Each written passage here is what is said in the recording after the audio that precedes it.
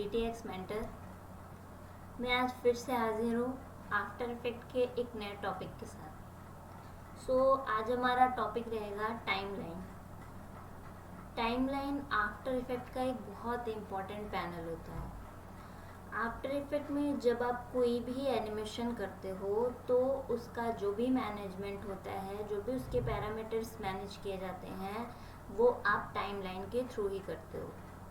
तो after effect में आप जब देखोगे तो ये पूरा सेक्शन टाइमलाइन, हम इसको पूरे सेक्शन को टाइमलाइन बोलते हैं। ओके, जहाँ पे ये दो पार्ट में डिवाइड होता है और ये एरिया आप इसको लेयर सेक्शन बोल सकते हो और इस एरिया को आप फ्रेम सेक्शन बोल सकते हो। आज के ट्यूटोरियल में हम टाइमलाइन को डिस्कस करेंगे।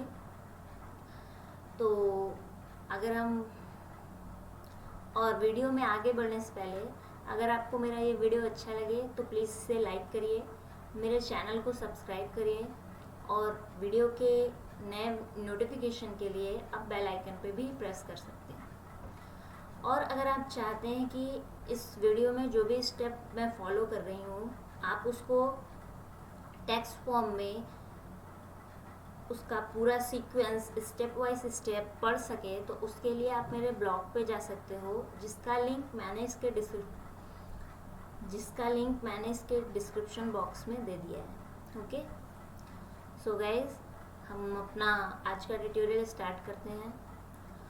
और अगर आप चाहते हो कि इस टाइमलाइन में जो दो सेक्शन होते हैं, एक लेयर सेक्शन, दूसरा फ्रेम सेक्शन, तो लेयर सेक्शन के लिए आप इसका डिटेल चाहते हो तो इसके लिए भी मैंने एक वीडियो बनाया है, जिसका लिंक आपको ये ऊपर टैग पे शो हो रहा है। आप यहाँ पे क्लिक करके इस वीडियो पे जा सकते हो लेयर सेक्शन को जानने के लिए। लेयर पैनल और उसकी जो भी सेटिंग्स होती हैं, या जो भी उसमें डिफरेंट टैब्स होते हैं, उनका क्या बेसिकली यूज़ है और कैसे हम उसको हैंडल कर सकते हैं, तो उसके बारे में आप उस वीडियो में जाके देख सकते हो। सबसे पहले हम एक कंपोजिशन ले लेते हैं। तो कंपोजिशन के लिए न्यू कंपोजिशन, और भी 2-3 मेथड हैं कंपोजिशन के लिए। तो आप इसके लिए भी मैंने एक कंपोजिशन सेटिंग के लिए एक अलग वीडियो बनाया है, तो आप उसे भी जाके देख सकते हो और उसका लिंक आपको यहाँ साइड में दिख जाएगा। न्यू कंपोजिशन, तो हमें एक कंपोजिशन सेटिंग बॉक्स मिला है और इसके क्या क्या पैरामीटर्स होते हैं, ये जितने भी ऑप्शंस हैं क्या हैं, ये सब आप बेसिक ट्यूटोरियल में आफ्टर इफेक्ट के मेरे चैनल पे जाके एक प्लेलिस्ट है, वहाँ से देख सकते हो। तो हम सेटिंग्स को ऐसे ही रहने देते हैं। ओके, हम यहाँ पे तो हमने यहाँ 10 सेकेंड रख लिए हैं एनिमेशन के लिए। देन आप ओके कर सकते हो। तो एक हमारा कंपोजिशन बन चुका है, जो भी सेटिंग्स थी उसके अकॉर्डिंग। अब हम एक टेक्स्ट ले लेते हैं, जिससे कि आपको मैं अच्छे से इस इस टाइम लाइन के फ्रेम सेक्शन के बारे में एक्सप्लेन कर सकते हैं। तो हमने एक टेक्स्ट लेयर ले लिया है। तो टेक्स्ट के लिए आप यहाँ टेक्स्ट टूल पे क्लिक करो, देन आप कुछ भी लिख लो।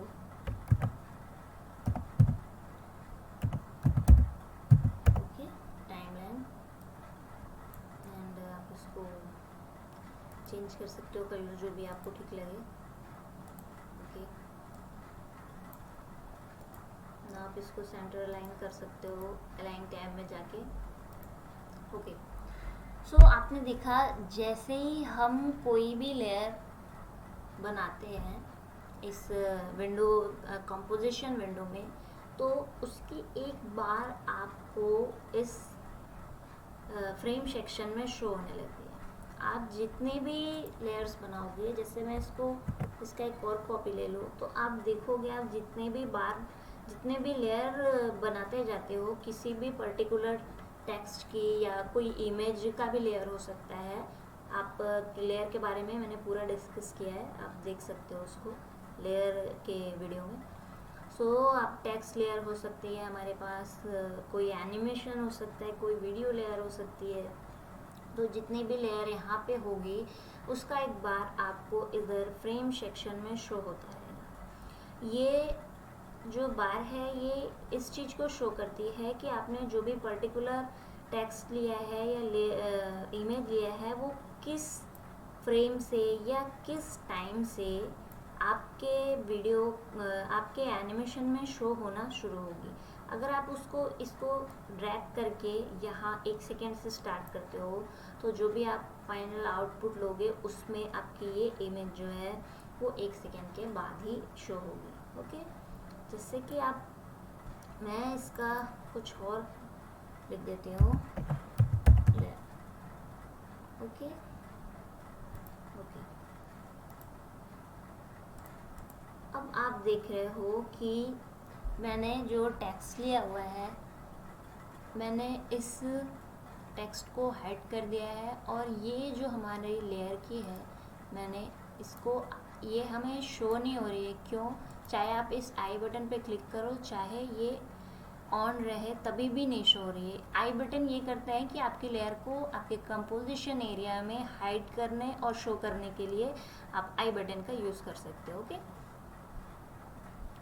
तो ये अभी मुझे इसलिए नहीं शो हो रही क्योंकि मैंने इसकी जो बार है टाइम बार है उसको 1 सेकेंड पे ले जाके सेट कर दिया है।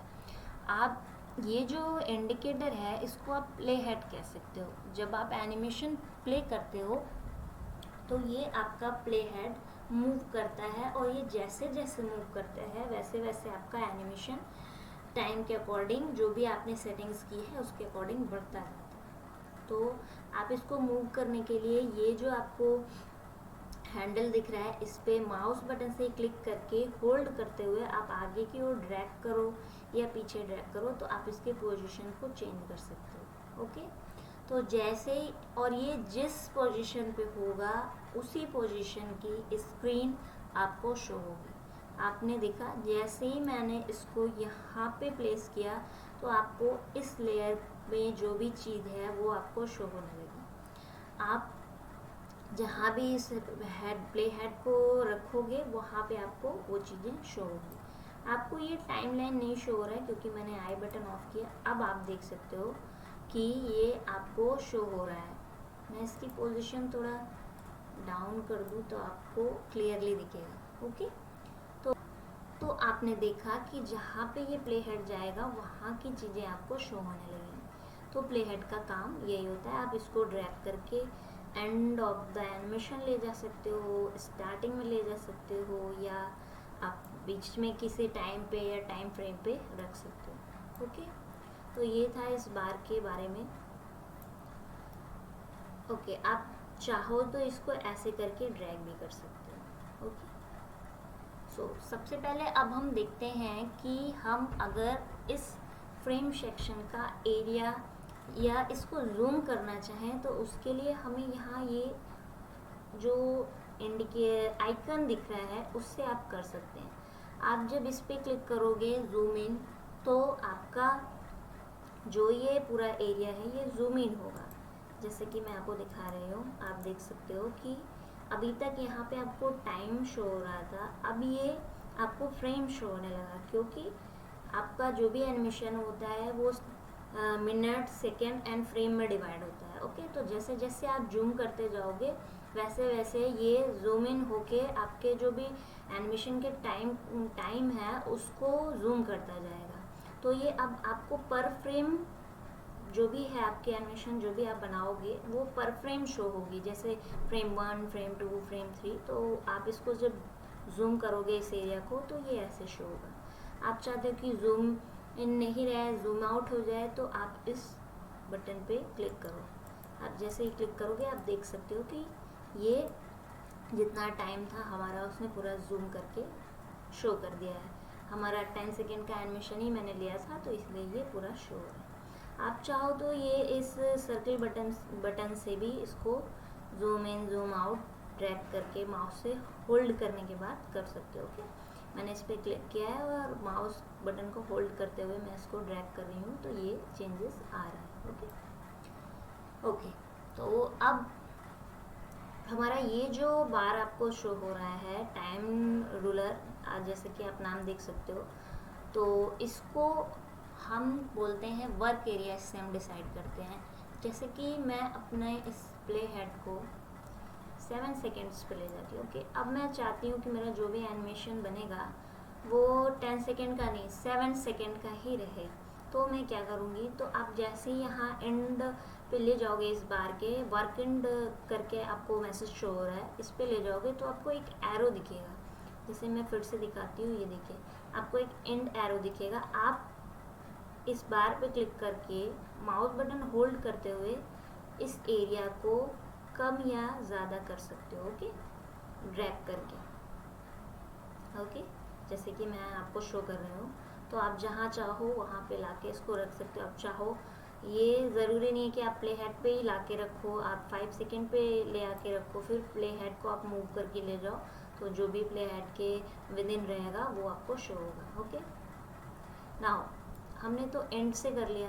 अब अगर हम चाहते हैं कि स्टार्टिंग में जो भी हमारा एनिमेशन है, मैंने कर लिया है, कोई चीज़ें एनिमेशन तैयार कर लिया है, अब मैं चाहती हूँ नहीं ये 1 सेकेंड से स्टार्ट हो, तो आप जब यहाँ इस ब्लू बटन पे या ब्लू आइकन पे बार के ले जाओगे अपने माउस कर्सर को, तो आपको स्टार्ट एरो हेड दिखेगा और आप इससे होल्ड करते हुए माउस बटन को इस जगह पे ड्रैग करोगे तो आप यहाँ से भी वर्क एरिया को कम या ज़्यादा कर सकते हो। ओके, जैसे मैंने 1 सेकेंड पे रख दिया, तो ये अब जो भी एनिमेशन स्टार्ट होगी वो यहीं से स्टार्ट होगी।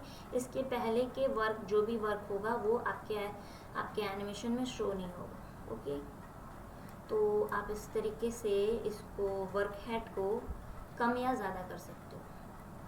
और अगर आप चाहते हो कि इसका कोई शॉर्टकट आपको पता चल जाए, तो शॉर्टकट के लिए अगर आप एंड से, इस बार के एंड से वर्क एरिया कम करना चाहते हो, तो आप कीबोर्ड पे एन प्रेस करो। जैसे ही आप एन प्रेस करोगे, आपने देखा कि ये एरिया जहाँ पे हमारा प्ले हेड है वहाँ पे आके एंड हो गया है। ओके, नाउ आप अगर आप चाहते हो कि ये जो आपने वर्क एरिया लास्ट से शॉर्टकट बटन के थ्रू एंड किया है, वैसे ही आप कोई शॉर्टकट बटन हो जिसके थ्रू आप स्टार्ट से वर्क एरिया कम कर सको, तो उसके लिए आप कीबोर्ड से बी प्रेस करो। कि आप जैसे ही बी प्रेस करोगे, बी फॉर बॉम्बे, आप जैसे ही बी प्रेस करोगे आप देख सकते हो कि ये स्टार्ट से एरिया कम हो चुका है। ओके,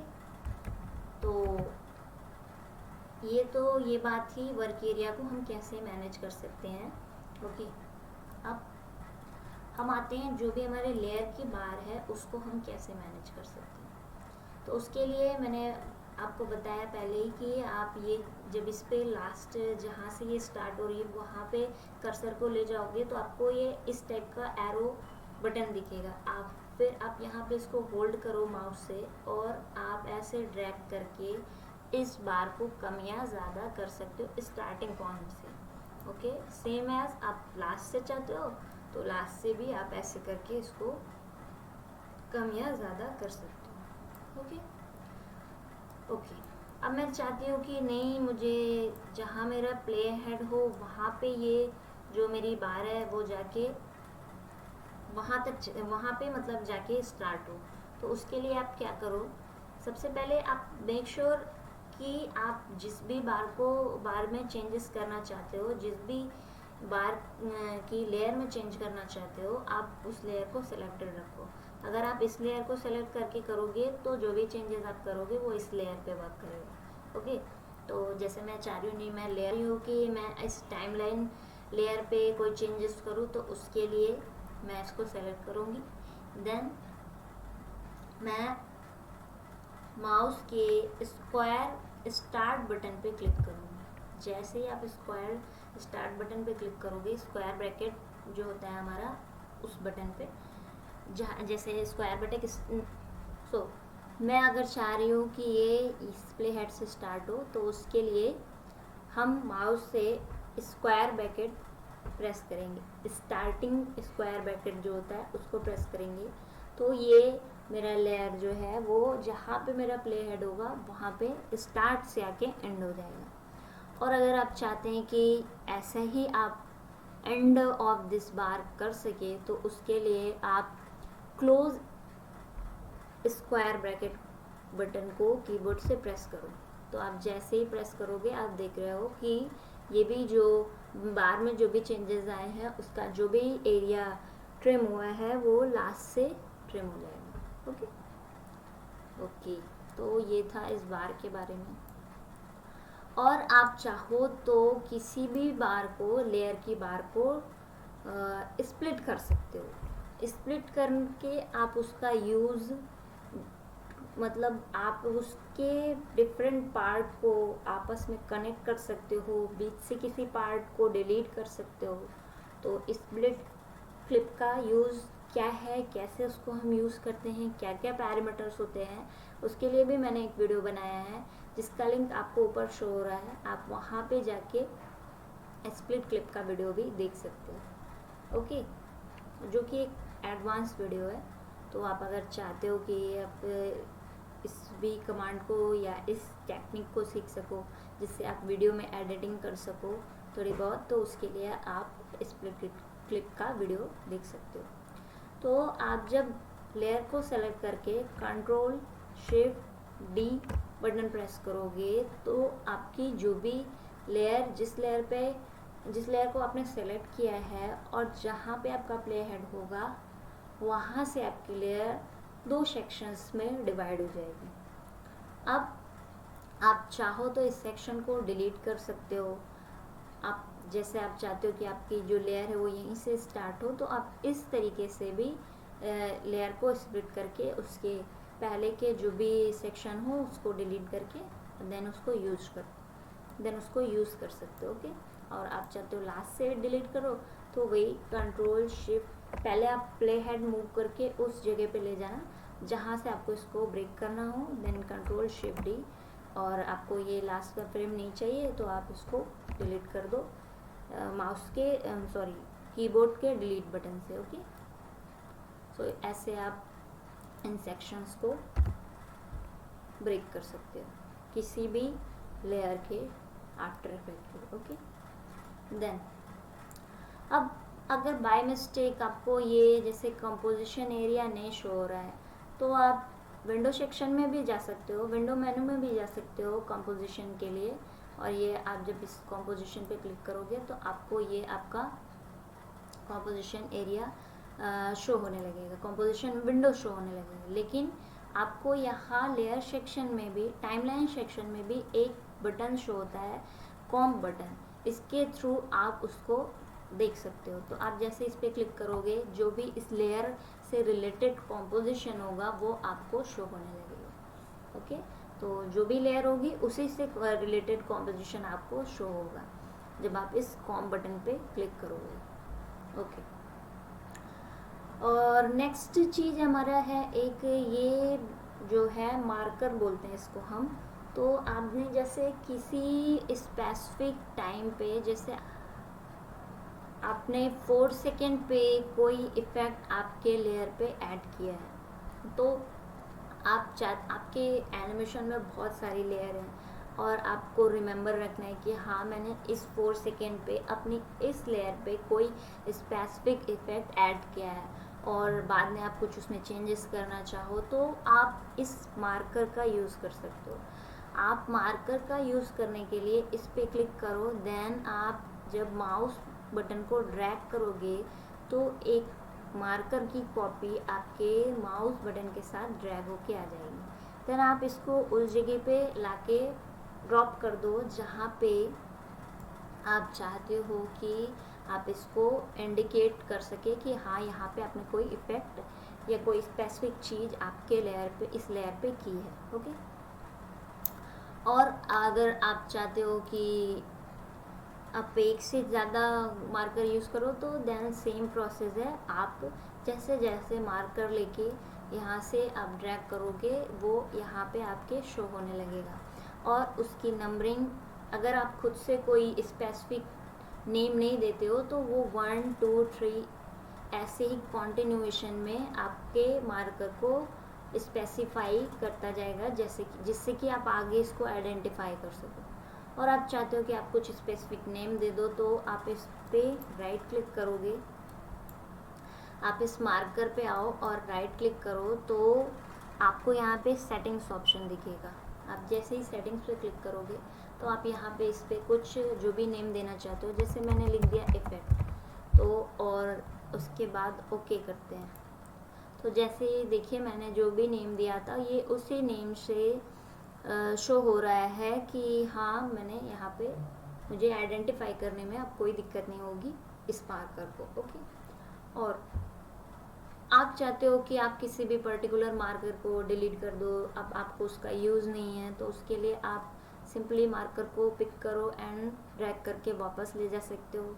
या सेकेंड मेथड ये है, जैसे ही आप इस पे आओ और एरो बटन बने तो आप राइट क्लिक करो एंड आप देख रहे हो यहाँ पे ये आपको मैसेज शो हो रहा है डिलीट दिस मार्कर। ओके, और आप चाहते हो आप इस पर क्लिक करोगे तो ये मार्कर डिलीट हो जाएगा। देखिए, तो जैसे आपने क्लिक किया ये मार्कर डिलीट हो गया। अब अगर आप चाहते हो कि आपने जितने भी मार्कर आपके टाइमलाइन में फ्रेम सेक्शन में लगाए हुए हैं वो सभी एक साथ डिलीट हो जाएं, तो डिलीट ऑल मार्कर पे आप क्लिक करोगे तो सभी मार्कर एक साथ डिलीट हो जाएं। और एक और ऑप्शन इसमें क्या है, आप देखिए, आप राइट क्लिक करो तो ये जो पॉपअप लिस्ट दिख रहा है इसमें आपको लॉक मार्कर का ऑप्शन है। आप चाहते हो कि आपका जो भी मार्कर है वो अपने स्पेसिफिक टाइम से डिस्प्लेस ना हो, आप जैसे कोई काम कर रहे हो बाई चांस वो डिस्प्लेस हो गया तो फिर से उसको सेट करने में बहुत सी प्रॉब्लम आती हैं, तो उसके लिए आप लॉक मार्कर पे क्लिक कर दोगे तो अब आप इस पर कुछ भी करो तो ये कोई चेंजेस आप इस पर नहीं कर सकते, सब मार्कर्स अपने अपने प्लेस पे लॉक हो चुके हैं। ओके, देन अगेन अनलॉक करना चाहते हो तो अनलॉक एंड आप इसको ड्रैग करके वापस से मार्कर पे ले जाओ तो ये इस तरीके से डिलीट भी हो सकता है। ओके, वन थिंग, आप अगर जूम करना चाहते हो तो ये जो बार ऊपर शो हो रहा है आप यहाँ से भी इसको लास्ट से लेकर के अपने वर्क एरिया को जूम इन जूम आउट कर सकते हो। ओके,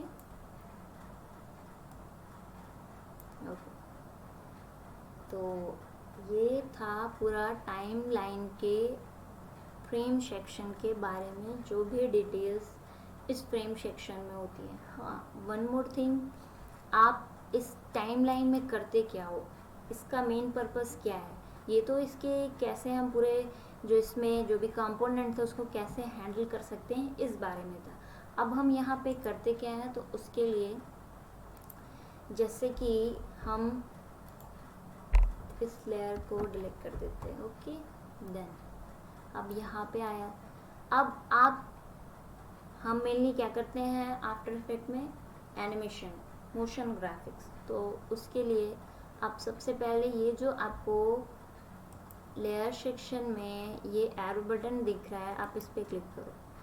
आपने क्लिक किया तो आप ये जो ट्रांसफॉर्म ऑप्शन है इस पर क्लिक करोगे तो आपको किसी भी लेयर में बेसिकली 5 प्रॉपर्टीज शो होती हैं जिसको कि आप अपने अकॉर्डिंग एनिमेट कर सकते हो।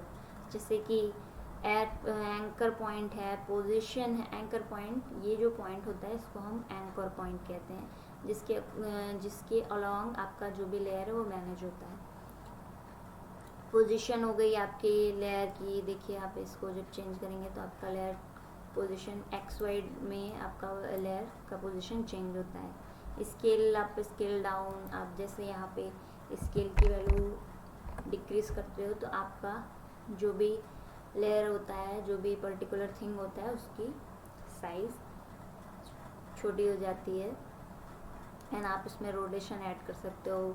ओपेसिटी आप मैनेज कर सकते हो, जैसे आप कितनी विजिबिलिटी रखना चाहते हो, कम या ज़्यादा अपने अकॉर्डिंग। तो अब मैं आपको इसमें से किसी भी एक जस्ट मैं स्केल को एनिमेट करके दिखा रही हूँ। तो स्केल के लिए हम वापस से इसको 100% कर लेते हैं। देन आप जब इस स्टॉप वॉच पे क्लिक करोगे किसी भी प्रॉपर्टी के, अगर आप चाहते हो कि एनिमेट करना है आपको उस प्रॉपर्टी को, तो आपको इसमें की ऐड करनी पड़ेगी। की वो होती है जिससे कि एक स्टार्टिंग पॉइंट होता है जहाँ से आपका एनिमेशन स्टार्ट हो रहा है, और की देकर के ही हम डिफाइन करते हैं कि क्या एनिमेशन कि किस रेंज में रहेगा। ओके, तो जब आप इस पर क्लिक करोगे आप देख सकते हो जैसे ही हमने इस पर क्लिक किया है तो यहाँ पे एक डायमंड सा बटन आ गया है, इसी को हम की कहते हैं। ओके, इसका ये मतलब है कि यहाँ से इस टाइम फ्रेम से या इस सेकेंड से हम अपना एनिमेशन स्टार्ट करना चाहते हैं। और यहाँ पे आप अपने जो भी प्रॉपर्टी को एनिमेट कर रहे हैं उसकी वैल्यू क्या होगी, आप यहाँ पे 100%, 80% जो भी आप रखना चाहो, जैसे मैं 100% ही रहने देती हूँ। देन मैं अपने फ्रेम हेड को कुछ फ्रेम फॉरवर्ड ले जा रही हूँ। ओके, देन आप अगर चाहते हो नया की ऐड करो तो ये डायमंड बटन है जो कि ऐड या रिमूव करने के लिए होता है, तो इस पर आप क्लिक करोगे तो एक और की आप देख सकते हो यहाँ पे ऐड हो चुकी है। अब यहाँ पे मैं अपने स्केल को डाउन कर रही हूँ इस टेक्स्ट लेयर के, जैसे कि मैं इसको 40% ले लेती हूँ। अब आप देखोगे आप जैसे ही इस प्ले हेड को मूव करोगे तो ये आपका जो टेक्स्ट है वो एनिमेट हो चुका है इस टाइम के अंदर। जैसे आप चाहते हो कि आप इसको प्ले करके देखो, तो मैं पहले वर्क एरिया कम कर देती हूँ। वर्क एरिया कम करने के लिए आप जहाँ भी एंड पे ले जाना चाहते हो लेयर के, वहाँ पे ले जाओ, देन एंड प्रेस करो, आपका वर्क एरिया कम हो गया है। और हमारा लेयर यहीं से है तो हम इधर वर्क एरिया कम करना चाहते हैं तो उसके लिए आप क्या प्रेस करोगे, बी। ओके, नाउ अब आप अपने एनिमेशन को प्ले कर सकते हो प्रीव्यू बटन से। आप जैसे ही प्रीव्यू बटन पे जाओगे आपको कुछ यहाँ पे बटन शो होगी, जिसमें आप इस बटन पे क्लिक करोगे तो आपका एनिमेशन प्ले होने लगेगा। या तो आप यहाँ आप देख सकते हो कि यहाँ पे शॉर्टकट की क्या होगी जो कि जिससे कि आप एनिमेशन प्ले कर सकते हो। जनरली स्पेस बार है, आप चाहो तो इसमें से कोई भी ऑप्शन ले सकते हो। तो जब आपने जैसे 0 ले लिया न्यू पैड पे, तो आप 0 प्रेस करोगे तो भी आपका एनिमेशन प्ले हो जाएगा।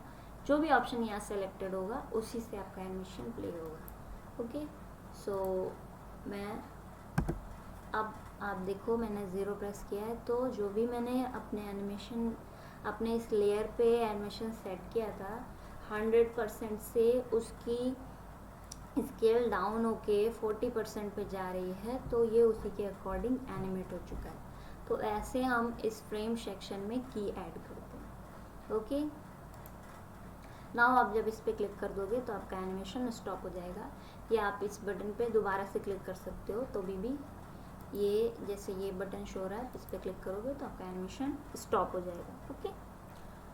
ओके, तो ये था हमारा टाइमलाइन के बारे में, टाइमलाइन के फ्रेम सेक्शन के बारे में जो भी बेसिक चीज़ें होती हैं। बाकी यहाँ पे आप देख सकते हो एक ग्राफ एडिटर है। ग्राफ एडिटर से हम और भी अच्छे से अपने एनिमेशन को मैनेज कर पाते हैं। तो ग्राफ एडिटर के लिए मैं एक अलग वीडियो बनाऊंगी जिसमें कि ग्राफ एडिटर को अच्छे से आपको बताऊंगी। अभी के लिए टाइमलाइन ही पे हम पूरा फोकस रखते हैं, और जो भी चीज़ें थी टाइमलाइन के फ्रेम सेक्शन में मैंने आपको एक्सप्लेन कर दी है। तो गाइज़, अगर आपको मेरा ये वीडियो अच्छा लगा हो और मैंने जो एक्सप्लेन किया हो आपको समझ में आया हो, तो प्लीज़ मेरे वीडियो को लाइक करिए, मेरे चैनल को सब्सक्राइब करिए एंड बेल आइकन प्रेस करिए। और आप चाहते हैं और भी लोग इस चीज़ को सीख सकें और मेरे इस YouTube चैनल से जुड़ सकें, तो उसके लिए आप मेरे वीडियोस को शेयर करिए। So thank you guys, thank you for watching. मिलते हैं नेक्स्ट वीडियो में।